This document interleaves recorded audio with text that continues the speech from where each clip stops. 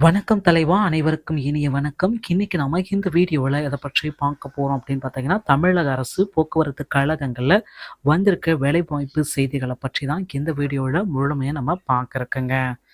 நம்ம சேனலுக்கு புதியவராக இருந்தீங்கன்னா, subscribe and bell all set பண்ணி வச்சுக்கோங்க. நம்ம சேனல்ல வர அப்டேட்ஸ் எல்லாமே மிஸ் பண்ணாம இருக்க இது மிகவும் அவசியங்க. தமிழக அரசு போக்குவரத்து கழகங்கள்ல ஜனவரியில் பஸ் ஸ்ட்ரைக் தொழிற்சங்கங்கள் நோட்டிஃபிகேஷன் கொடுத்திருக்காங்க.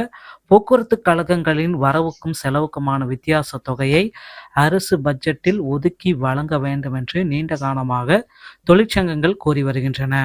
இதை அரசு கண்டு கொள்ளாதவில்லை. இதையடுத்து போக்குவரத்து தொழிலாளர்களின் 16 சங்கங்களின் அடங்கிய கூட்டமைப்பு வேலைநிறுத்தத்தில் ஈடுபட போவதாக அறிவித்தது. இதற்கான நோட்டீஸ் 19ஆம் தேதி நேற்று வழங்கப்படும் என்று அறிவிக்கப்பட்டது. இதையடுத்து தமிழகம் முழுவதும் போக்குவரத்து கழகங்களில் செயல்படும் எல்லா தொழிற்சங்கங்கள் மற்றும் ஓய்வு பெற்றோர் நல சங்கங்களின் கூட்டமைப்பு சார்பில் கழக மேலான இயக்குநர்களிடம் வேலை நிறுத்த நோட்டீஸ் வழங்கினர். சென்னையில் கூட்டமைப்பில் உள்ள 16 சங்கங்களின் தலைவர்கள் ஊர்வலமாக சென்று விரைவு போக்குவரத்து கழக மேலாண் இயக்குனர், மாநகர போக்குவரத்து கழக இயக்குனர் ஆகியோரிடம் அறிவிப்பை வழங்கினர். பின்னர் நிபுணர்களிடம் தமிழ்நாடு அரசு போக்குவரத்து கழக ஊழியர் சம்மேளனம் பொதுச் செயலாளர் ஆறுமுக நயினார் கூறியதாவது என்ன அப்படின்னு பார்த்தீங்கன்னா, போக்குவரத்து கழகங்களில் 2018 23,000 பஸ்கள் இயங்கிக் கொண்டிருந்தது.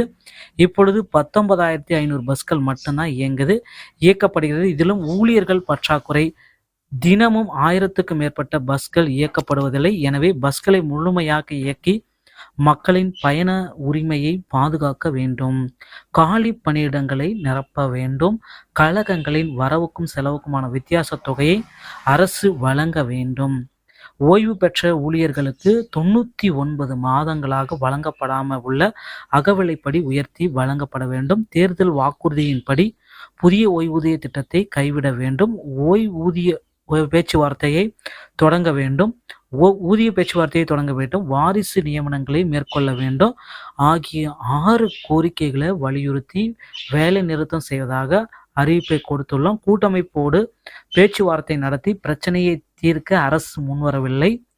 வேலை நிறுத்தத்திற்கு ஆதரவு திரட்டும் வகையில் டிசம்பர் 30 மற்றும் 31 ஜனவரி 2 தேதிகளில் எல்லா பஸ் நிலையங்களிலும் மக்கள் சந்திப்பு இயக்கத்தை நடத்த உள்ளோம்.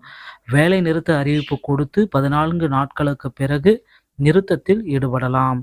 எனவே ஜனவரி 4 அன்று பெருந்திரள் போராட்டம் நடத்தி வேலை நிறுத்த தேதி அறிவிக்கப்படும் என்று கூறியிருக்காங்க. விரைவில் போக்குவரத்து கழகத்தில் போக்குவரத்து ஊழியர்களுடைய பணிச்சுமையை குறைக்கும் பொருட்டு புதிய ஊழியர்களுடைய நியமனத்தை நம்ம எதிர்பார்க்கலாம். மக்களே கவலைப்படாதீங்க. போக்குவரத்து துறை சம்பந்தமான அனைத்து விதமான செய்திகளையும் உடனுக்குடன் பெற நம்ம சேனலோடு இணைந்திருங்கள். அடுத்த வீடியோவில் சந்திக்கிறேன். நன்றி, வணக்கம்.